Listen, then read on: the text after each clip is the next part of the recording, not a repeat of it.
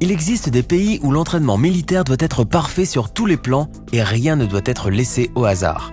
Cet entraînement acharné a pour but de garantir la meilleure condition physique et morale pour le militaire, qui doit être capable d'affronter toutes les conditions dans lesquelles il peut se retrouver. Aujourd'hui, nous allons découvrir ensemble en quoi consiste l'entraînement militaire chez les Russes, les Chinois, les Taïwanais, ainsi que dans d'autres pays qui sont connus pour leur programme d'entraînement militaire intensif. Installez-vous donc confortablement et ménagez bien votre adrénaline, car voici les entraînements militaires les plus extrêmes du monde. C'est parti!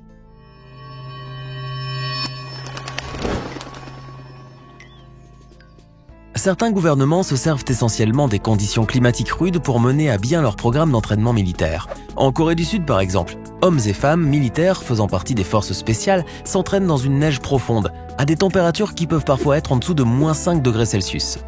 Ce programme d'entraînement intensif, qui dure 10 jours aux côtés des bérets verts américains, se déroule chaque année dans les montagnes de Pyeongchang, à l'est de la capitale Séoul. L'entraînement des militaires comprend des exercices tels que la course à torse nu pour les hommes, le ski en maniant des fusils pour les exercices de tir de précision, des séances de combat ainsi que la plongée dans une rivière gelée. Bien que cet entraînement militaire intensif en pleine neige puisse vous paraître difficile et impossible à suivre, il existe toutefois une bonne raison. En effet, ce programme permet aux militaires des forces spéciales sud-coréennes de s'adapter à ces conditions climatiques, aussi rudes soient-elles, afin de bien mener leur mission. Cela leur permet également de développer une grande patience ainsi que l'esprit de persévérance, aussi bien sur le plan physique que moral. Comme c'est le cas pour les militaires de Corée du Sud, les soldats chinois n'hésitent pas à leur tour à affronter la neige et le froid extrême pour suivre leur entraînement militaire. Vêtus uniquement de leurs pantalons de treillis, ces jeunes soldats semblent même bien s'amuser pendant qu'ils s'entraînent sur la neige. Discipline et morale haut, tels sont les principes de l'armée chinoise qui veille à faire suivre à ses soldats un programme d'entraînement militaire basé également sur le courage, la prudence et le sang-froid.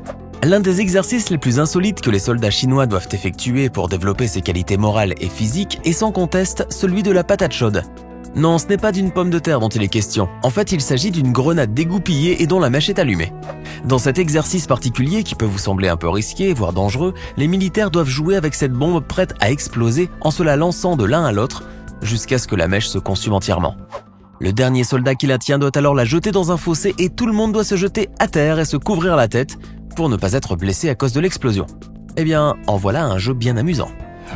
Si la discipline et le courage sont les principales devises de n'importe quel programme d'entraînement militaire dans le monde, la capacité de gérer le stress constitue également un autre critère de grande importance. Chez les Russes, ce facteur est si bien pris en considération que les Spetsnaz, les unités d'intervention spéciale en Russie, incluent dans leur programme d'entraînement militaire un exercice des plus étranges et des plus insensés, le tir à balles réelles. En effet, l'armée russe a mis en place cet entraînement militaire qui est considéré comme l'un des plus difficiles au monde, afin que les soldats puissent apprendre à gérer leur stress de la meilleure manière qui soit. Et bien entendu, ces soldats doivent être dotés des équipements de protection nécessaires. Vêtus de gilets pare-balles, les soldats russes reçoivent des balles réelles, alors qu'ils se trouvent à une distance qui ne dépasse pas généralement les 2 mètres. Les soldats touchés doivent alors apprendre à réagir le plus rapidement possible en ripostant de manière très précise, tout en résolvant des calculs mentaux dans ces conditions-là. Autre chose, les militaires doivent également apprendre à tirer sur des cibles alors que des personnes volontaires, simulant des passants, se promènent à côté en toute liberté. Vous imaginez cela ? À coup sûr, cet exercice de tir avec des cartouches à balles réelles permettra à ces militaires de développer une grande capacité à gérer leur stress et leur apprendra à garder leur sang-froid. Avant de continuer, voici maintenant la question du jour. Lequel de ces pays ne possède pas d'armée ? Option A, le Costa Rica. Option B, le Bhoutan. Option C, la Suisse. Réfléchissez bien, choisissez l'option qui vous semble correcte et restez avec nous jusqu'à la fin de cette vidéo pour voir si vous avez répondu correctement. Et maintenant, on continue. Certains gouvernements adoptent des programmes d'entraînement militaire où la force et la résistance physique sont les maîtres mots. En Corée du Sud, par exemple, les militaires se livrent à des exercices physiques très rigoureux durant lesquels ils doivent apprendre à casser des planches de bois avec leurs pieds, ainsi que des briques et des blocs de béton avec leurs poings, mais aussi avec leur tête. Voilà ce que l'on appelle avoir la tête dure. Mais le but derrière cet entraînement militaire insolite n'est pas seulement de permettre à ces soldats de s'amuser un peu en se livrant à des séances de kung-fu ou de développer la résistance de leur boîte crânienne. Non. Pour le gouvernement sud-coréen, cet entraînement physique est une chose extrêmement importante et nécessaire à laquelle les militaires doivent être formés afin de se tenir prêts en cas de besoin. Ces soldats, qui s'avèrent être de véritables artistes martiaux, affichent fièrement leur force en faisant des démonstrations lors des parades militaires. Chez les militaires de la marine américaine, l'entraînement sous l'eau est une chose obligatoire.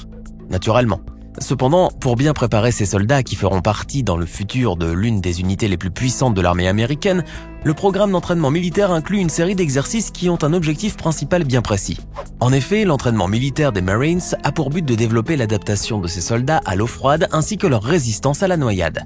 Pour les aider à déployer ces deux capacités essentielles dans les missions qu'ils mèneront, l'entraînement militaire des Marines sous l'eau se déroule dans une piscine remplie d'eau glacée ayant une profondeur de 4 mètres.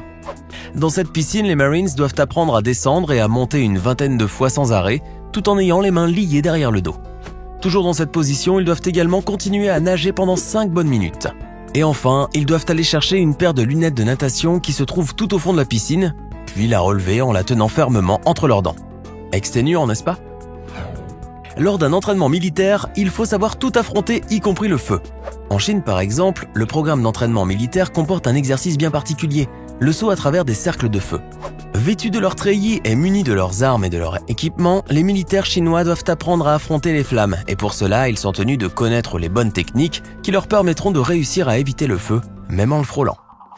Digne d'une véritable cascade, cette épreuve qui semble bien effrayante et impossible à réaliser à première vue a pourtant une très grande importance.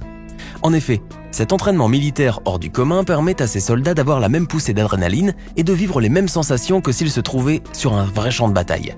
Par ailleurs, l'épreuve des cercles de flammes aiderait aussi les soldats à développer leurs réflexes de sécurité en plus de leurs compétences pratiques. L'île de Taïwan compte l'un des programmes militaires les plus intenses du monde. Pour pouvoir finaliser leur programme militaire, les cadets du corps de la Marine doivent subir une série de tests tous différents les uns des autres, qui n'ont en revanche rien de facile.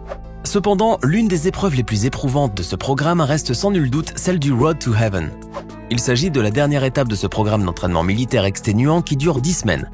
Dans cet exercice, les militaires du corps de la marine doivent tomber de tout leur long sur les coudes sur une surface rocheuse.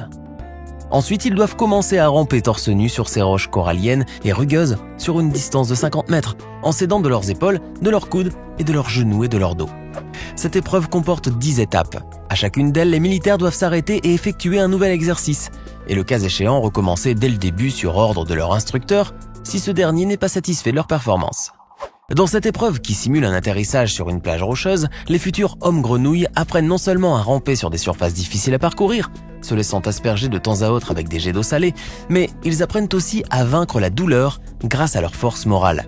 En effet, ces soldats courageux ne cessent de répéter haut et fort qu'ils n'ont pas peur de la douleur, tout le temps que dure leur exercice.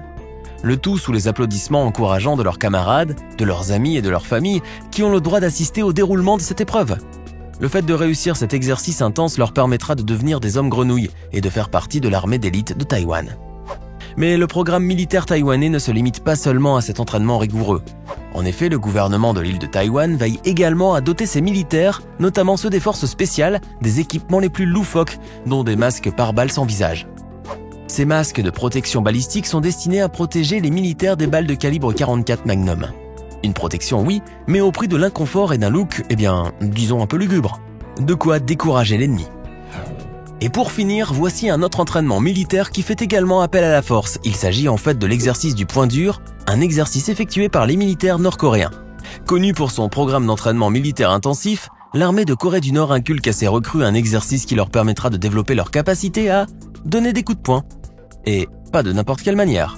Pour apprendre à donner de bons coups de poing, les soldats nord-coréens doivent se livrer à des séances d'exercice qui, pour le moins que l'on puisse dire, mettront un arbre KO. Cet entraînement intensif consiste à asséner des milliers de coups de poing à un tronc d'arbre, à des couvercles en métal, à des briques et bien d'autres choses. De cette manière, les militaires nord-coréens apprendront à affronter n'importe quelle force et seront tout à fait capables de se défendre à main nue. En effet, ces boxeurs n'hésiteront jamais à lever les 2 poings en cas de besoin et seront toujours prêts à asséner un bon coup à quiconque oserait les provoquer. Et soyez-en certains, ça fait vraiment mal. C'était les 10 programmes d'entraînement militaires les plus extrêmes du monde. Dites-nous, que pensez-vous de tout cela ? Si vous aviez le choix de suivre un entraînement militaire parmi ceux que nous venons de voir aujourd'hui, lequel choisiriez-vous ? Laissez-nous votre réponse dans les commentaires. Enfin, la bonne réponse à la question du jour est l'option A. Le Costa Rica a supprimé son armée en 1949. Il est le premier pays à l'avoir fait.